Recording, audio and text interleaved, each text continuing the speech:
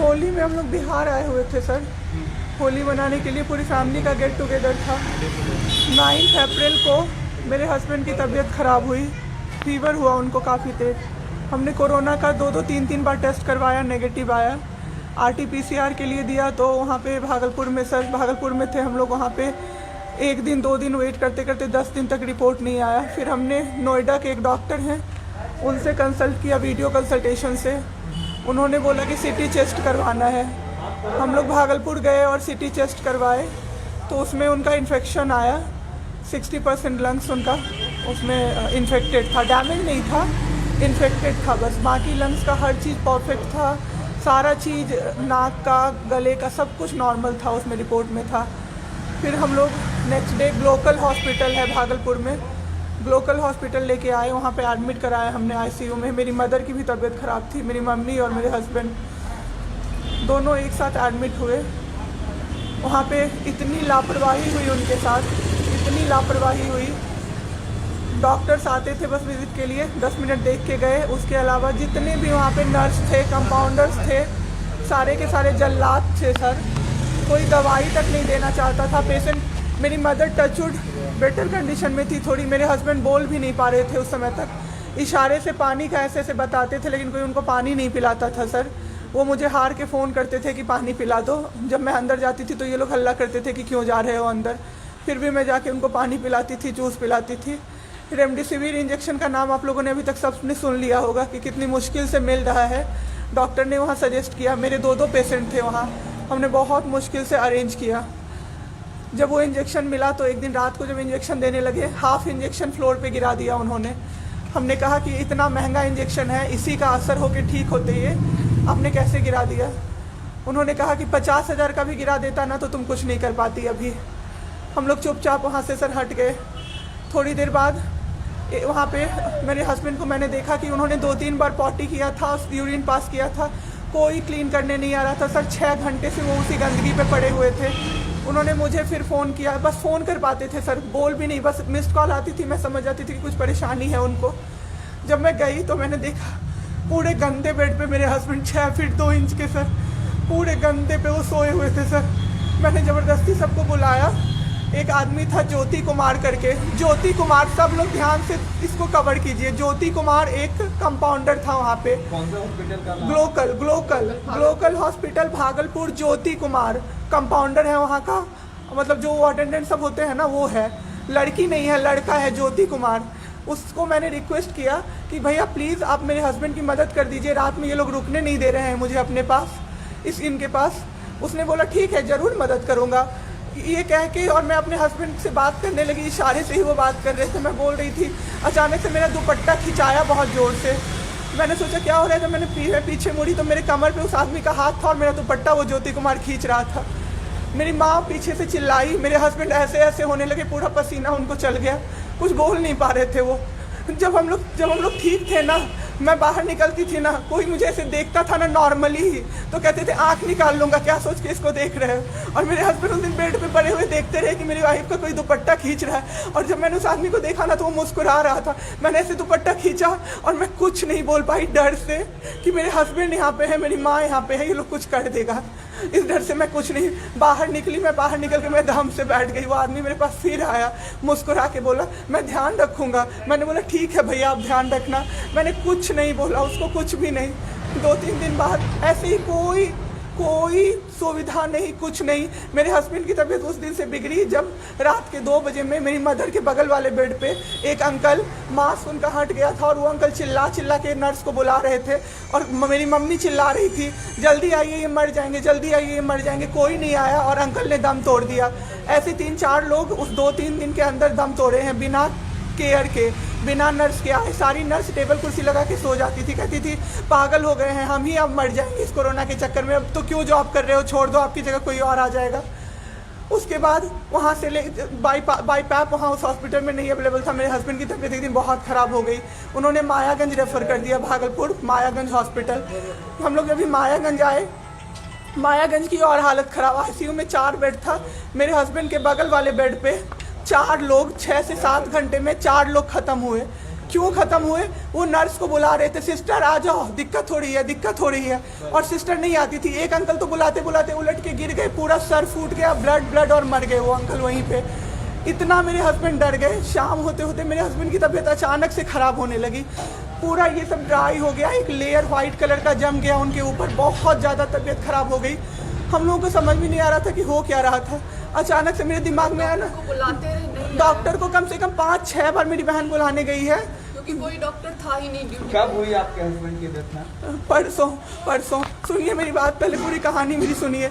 मेरी बहन 5 बार 6 बार गई है बुलाने डॉक्टर को मायागंज में, तो डॉक्टर क्या कह रहे हैं, यार रात में भी सोने नहीं दोगे, रात में भी सोने नहीं दोगे। जब हमने देखा जाके सर, तो लाइट ऑफ, इमरजेंसी के नाइट डॉक्टर्स का लाइट ऑफ, और सब नीचे बिछा के मूवी देख रहे हैं और सो रहे हैं, और दरवाज़ा तक नहीं खोला सर।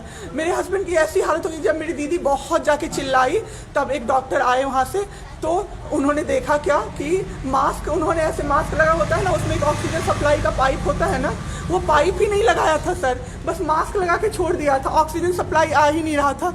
जब बहुत कम हो गया तब वो डॉक्टर आए और पाइप लगाया, मेरे हस्बैंड तुरंत भी जिंदा हो गए। उसी दिन से उनके दिमाग में वो ऑक्सीजन की किल्लत का डर बैठ गया सर। बहुत 7 घंटे बिना ऑक्सीजन के रहे सर, लड़ते रहे।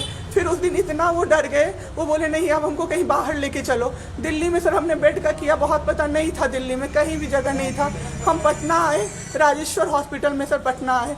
यहाँ पे इन्होंने कहा आईसीयू में अटेंडेंट नहीं अलाउड है, नहीं जाओगे आप। मेरे हस्बैंड रोने लगे कि मेरी वाइफ को बस भेज दो, वो रहेगी तो मैं ठीक हो जाऊंगा। इन लोगों ने नहीं अलाउ किया सर। आज मैंने देखा, एम्बुलेंस से हम लोग भागलपुर से पटना आए थे राजेश्वर, रास्ते में उनको 3 बार पॉटी हुई थी सर। उसी गंदे बेड पे उनको 4-5 घंटे राजेश्वर में सुलाया रहा। मैं 10 बार जाके बोली बाहर से कि सर प्लीज़ बेड क्लीन कर दीजिए, वो हम लोग देख लेंगे ना। एक डॉक्टर निकले, मैंने बोला, वो मेरे हस्बैंड अंदर से ना बोल नहीं पा रहे थे, अंदर से ऐसे ऐसे कर रहे थे, बुला रहे थे सबको। मैंने कहा सर वो बुला रहे हैं किसी को बाहर से, तो एक डॉक्टर मुझे कहता है अरे छोड़िए ना, वो छोड़ा तो ऐसे ही बौखला रहा है जब से आया है। मैं उस समय कुछ नहीं कर पाई सर। उसके बाद उनका ऑक्सीजन लेवल जब 37 हो गया, तब मेरे साथ मेरी दीदी थी, मेरे जीजा जी थे और मेरे जेठ थे। तब मैंने अपने जीजा जी से बोला कि अब मेरे से नहीं रहा होगा, मुझे किसी तरह से अंदर भिजवाइए। तब उन्होंने ज़बरदस्ती मुझे अंदर भेजा और 37 से 74 मैंने कर दिया 10 मिनट में। मेरे बाबू का ऑक्सीजन लेवल मैंने बढ़ा दिया। उसके बाद इन लोगों ने मुझे बोला, मैंने बोला सर अटेंडेंट अलाउड है, सारे के अटेंडेंट बैठे हुए थे। तो एक डॉक्टर ने मुझे बोला अटेंडेंट अलाउड नहीं रहेंगे तो कैसे काम चलेगा, सब तो कोरोना से बीमार पड़ रहे हैं, हम लोग कितना देखें, हम लोग क्या मर जाए खांसते खांसते सबको देख के, बैठिए चुपचाप और देखिए। 15 दिन तक सर एक टेबल पे एक लगातार मैं बैठी हूँ। आज 1 महीना पे मैंने ब्रश किया है सर, 1 महीने पे ब्रश किया है मैंने। बाबू को बहुत ठीक कर दिया, इतना स्ट्रॉ लगा के सर, मास्क के अंदर से स्ट्रॉ लगा के बाबू को मैंने जूस, दाल, रोटी सब कुछ पिलाया सर। इतने ठीक हो गए ना कि जो डॉक्टर फर्स्ट डे बोला था ये बचेगा नहीं, वो डॉक्टर सर 3-4 दिन बाद कहता है टचवुड क्या कर दिया आपने इनके साथ, ये तो एकदम ठीक हो गए, गजब का फाइट दिया आप दोनों ने मिलके। मुझे क्या पता था कि मैं फाइट दे रही हूँ और ये लोग मेरे बाबू को ख़त्म कर देंगे। इतना ऑक्सीजन का किल्लत सर, मेरा बाबू डर गया बहुत ज़्यादा। ऑक्सीजन सिलेंडर देखता था और कहता था हाँ वो ख़त्म हो जाएगा, वो ख़त्म हो जाएगा। मैं कहती थी नहीं ख़त्म होगा बाबू। 1.5 घंटे के लिए सर ऑक्सीजन सप्लाई बंद रहता था। बाद में हमें पता चला ये लोग ब्लैक मार्केटिंग कर रहे हैं अंदर में ऑक्सीजन सिलेंडर का। जो अस्पताल वाले हैं ना, वो ऑक्सीजन सप्लाई बंद कर देते थे ताकि बेचैन होके लोग खरीदें उन्हीं से। हम भी खरीदे सर, मैंने भी खरीदा, क्या करते हमें भी तो चाहिए था। परसों सर सुबह में हमारे पास एक ही सिलेंडर था, पाइपलाइन बंद हो गया। मेरे हस्बैंड को बाईपैप लगा हुआ था, उनको 2 सिलेंडर से जाना था, एक ही सिलेंडर था। सिलेंडर मांगते मांगते कहीं नहीं मिला सर, मेरे हस्बैंड ख़त्म हो गए। सर, मेरा बाबू चला गया हमको छोड़ के। आपके साथ यहाँ पे भी सर, यहाँ पे राजेश्वर में डॉक्टर अखिलेश गंदे गंदे इशारे कर रहा था मुझे सर। चलता था ना तो मुझसे सट के क्रॉस करता था सर, मैं इग्नोर कर देती थी कि मेरा हस्बैंड है यहाँ पे, वरना अगर बाहर होता चप्पल खोल के मैं मारती सर ऐसे इंसान को। वहाँ पे मायागंज हॉस्पिटल में डॉक्टर्स, कोई भी डॉक्टर नहीं आता है, कोई सीनियर डॉक्टर नहीं, जूनियर डॉक्टर नहीं, और पेशेंट की सिर्फ एंट्री कर देते हैं कि फिजियोथेरेपी किया गया। ये बाबू नाक का क्या करते हैं, नेबुलाइज किया गया, 4 बार नेबुलाइज किया गया, कोई चीज़ नहीं होती है, सिर्फ पेशेंट की एंट्री कर देते हैं।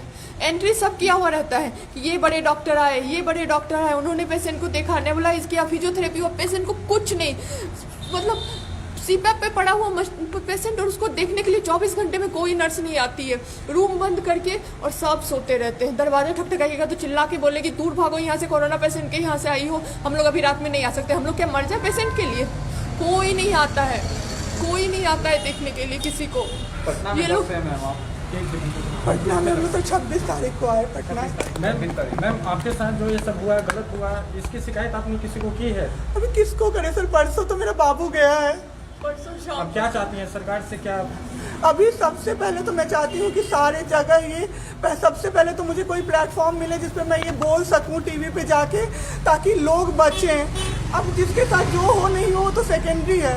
हमारे जैसे जो लोग उसमें पड़े हैं ना, जो ये छोड़ के भूल जाते हैं कि पेशेंट का ख्याल डॉक्टर्स रखेंगे, वो जाके अपने पेशेंट का ख्याल रखें, नहीं तो सब मर जाएंगे सर, सब मर जाएंगे। एक डॉक्टर एक दिन आए राजेश्वर में, कहते हैं अरे ये बेड अभी तक नहीं खाली हुआ है, मतलब ये आदमी अभी तक नहीं मरा है। एक आदमी के बारे में आप सोचो सर जरा सा, आप सोचो सर जरा सा। मेरे हस्बैंड को वेंटिलेटर पे नहीं रखा सर, वो शायद बच जाते। और जब मेरी एक फ्रेंड है डॉक्टर, उसने बात की कि आपने वेंटिलेटर पे क्यों नहीं रखा, तो झूठ कह रहे हैं कि फैमिली वालों ने मना किया। हमें कोई सजेशन नहीं दिया कोई गया कि सजेशन वेंटिलेटर पे आप रख सकते हो, कुछ भी नहीं सर। अगर ये वीडियो पसंद आई और वह बिहार के राजनीति और बिहारियत से सरोकार रखेनी तो सब्सक्राइब बटन दबा के चैनल के सब्सक्राइब कर ली। ओजे एगो घंटी बा, ओकरा बटन दबा देला से कुल सटीक और मारक खबर रुआ मुफ्त में मिल जाई।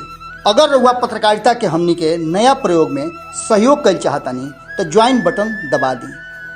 पेटीएम नंबर नोट कर ली 9386816700। धन्यवाद।